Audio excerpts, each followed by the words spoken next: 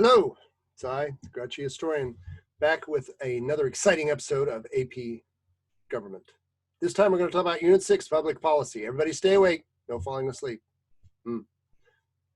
Right? Because public policy, what is public policy? People say, oh, I work in public policy. Oh, I do public policy. Well, what does that mean? Right? If you work in a think tank, right, that's a very cottage industry here in the DC metro area. You're one of those people that talks about public policy. So what is public policy? Well, simply put, public policy is using the government to solve some problem for the public good. Now, right from the get-go, if you read that statement, there's some interesting questions. First of all, it's very challenging in the US government because of federalism and the need for consensus and compromise, right? You have government resources, which, contrary to popular belief, are not infinite, that you must apply to the highest priority, most pressing needs of the public good. What are those? Well, everybody has a different opinion of those, right? So that's why you tend to have very contentious debates from both sides on public policy. Or another way to put it is, what is the agenda of the particular party in power? Now, this, of course, brings up additional questions. If you have a split government where the president is from one party and the House is from another, and the Senate from the same party as the president, or vice versa, you can have some really serious debates on public policy.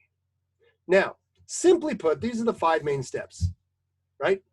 So the first step is, what should the government do? In other words, how involved should the government be in this particular issue, right?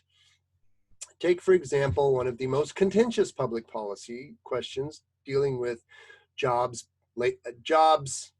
just call it welfare, other things, is the minimum wage law, right? Should the federal government establish a minimum wage? If it is, what should it be? Who should pay it? Only big businesses, all businesses, right? So what should the government do? What is the government trying to accomplish in terms of social public policy? So the first question is, how much should the government intervene? I mean, let's just call it what it is. How much should the government intervene in this particular issue?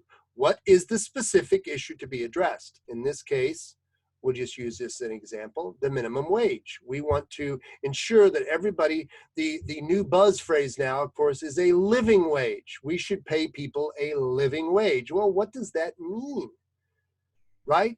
Because a living wage here in the DC metro area is way different than a living wage in my hometown of Collinsville, Oklahoma. So do you set a minimum wage for the entire country? Should it go by regions? Should it be adjusted for the cost of living in the particular region you're in? Should it exempt small businesses, because small businesses typically don't have a lot of gross income to spare, and they may not be able to afford paying a minimum wage? If you set your minimum wage too high, does that discourage businesses from hiring? Because, of course, this is one of those things about public policy that public policy makers tend to forget, is they forget the second and third order effects of public policy. Again, in this particular example, when you hire someone, it's not just the minimum wage that you have to pay them. You also have payroll taxes.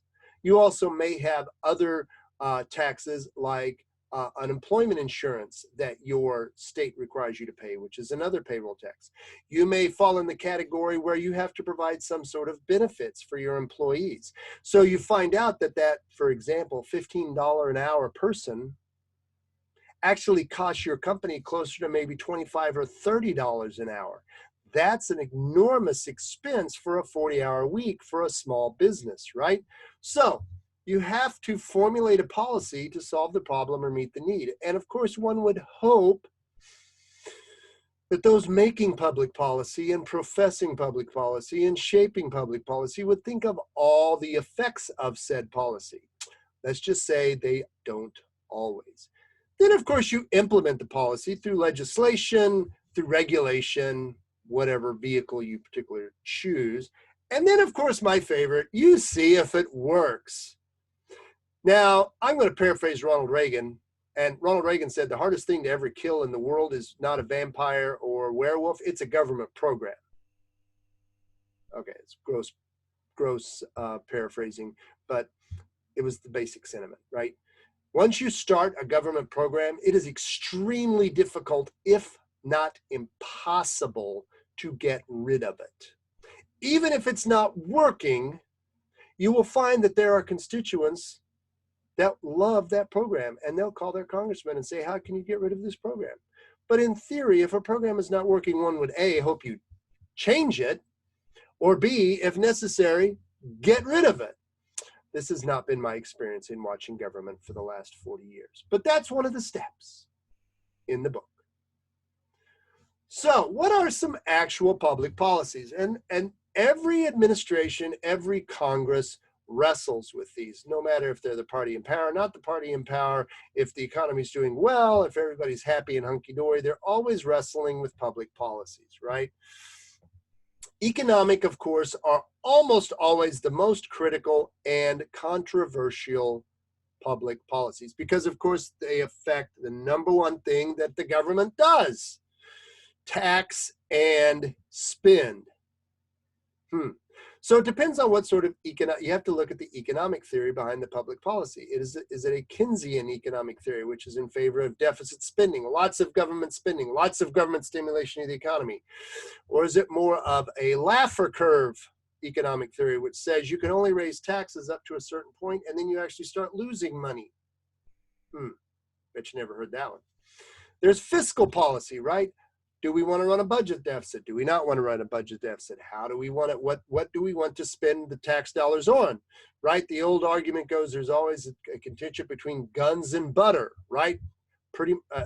Anytime except pretty much the world wars, there's always a debate on whether we should be spending money on social welfare programs, defense, other things, right?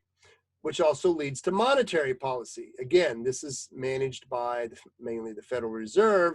How much money should be in circulation at any given period of time? This is one of those enormously complicated, I would say, if I was in a snarky mood, almost voodoo economics things, to paraphrase George Bush 41, of determining whether to tighten or loosen the money supply, whether to raise or lower interest rates, to tweak interest rates up or down. This was done a lot during Ronald Reagan's early time of office to get inflation under control. And it was not popular, but it worked. And then over time, you see that the inflation rate was gradually lowered to help stimulate the economy and stimulate spending. Trade is also closely tied to economic. There's the issue of the balance of trade. You might have heard that phrase during class. Does the U.S. import more than we export? For most of the last 50 years, the answer is no. We have always imported more than we have exported, particularly to China, particularly to the Middle East. Every country in the world wants to manage their balance of trade because this basically controls whether money is going into or out of your country. Another thing that public policy that is often debated in Congress and the administration are tariffs, which are basically taxes on imports to help protect your own domestic sources of production. These were used very much in the early days of the Republic to help protect America's growing industrial capacity. Now they're targeted, mainly used as tools of public policy, as we'll just call it what it is, retaliation against countries that we think are being unfair with us. There have been several tariffs put on China, for example, over the last 15, 20 years for basically dumping products into our economy at very cheap prices that undercut American production. Steel is an example. And again, it's used as a tool recently to get other countries to buy more American products, because if we don't feel that they are opening up their markets to our products, then we'll launch tariffs on their products. This was done quite a bit with the European Union over agricultural issues. Oui, do not mess with the French and their cheese. Then, of course, there's domestic policy. And this is number one, number two with economic, take your pick. They kind of go hand in hand, right? Because this is extremely contentious, because this is typically the biggest piece of the spending part that the government does, right? The government spends more money on Social Security, Medicare, and Medicaid than anything else by far. Now, it doesn't really talk about this very much throughout the book, but there's two sorts of spending that Congress does, right? There's the non-discretionary spending, which is basically Social Security, Medicare, Medicaid payments. Those typically are just, they're there. Congress doesn't mess with them. They may nibble around the edges a little bit, but for the most part, those are fiscal obligations that have to be met by the government every year, no matter what, period. Discretionary spending is basically everything else, from defense to NASA to national parks to whatever, that Congress can say, we're going to not spend this money here, we're going to spend this money here, we're going to move this money from here, we're going to move that money to here. But for the most part, a good piece of, probably more than most Americans realize, of the federal budget is just done between Social Security, Medicaid, Medicare, and interest on the debt. Those are bills that are going to get paid first, no matter what. And then the food fight is over the rest, which is, yeah, maybe 25%, 30% of what the federal government spends in a year.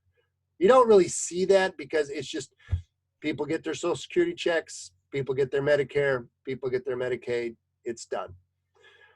The two biggest contentions of domestic is basically welfare and healthcare, right? Now, healthcare is kind of tied up into Medicare and Medicaid, but it's also, of course, tied up into Obamacare now, or the, whatever the actual name of it is, I don't remember. Healthcare Affordability Act or whatever, Obamacare, right? And of course, welfare is always a hugely contentious and emotional topic between Republicans and Democrats, about how much welfare for who, for how long. That's all I'm going to say about that. The book here, of course, takes a very liberal opinion on welfare. You can discuss that in class. That's all I'm going to say about it here. Okay, this is a little bit shorter video. Again, public policy can be kind of mystifying for people. It really isn't. It's really just the process of the Washington think tank industrial complex, we'll call it, that helps shape and sometimes write legislation on particular topics. So we just want to keep that in mind, that there's nothing mystifying about it. Public policy is merely sort of the background and the justification for a great deal of legislation that gets passed. So hopefully you found this illuminating, and we have one more lesson to go.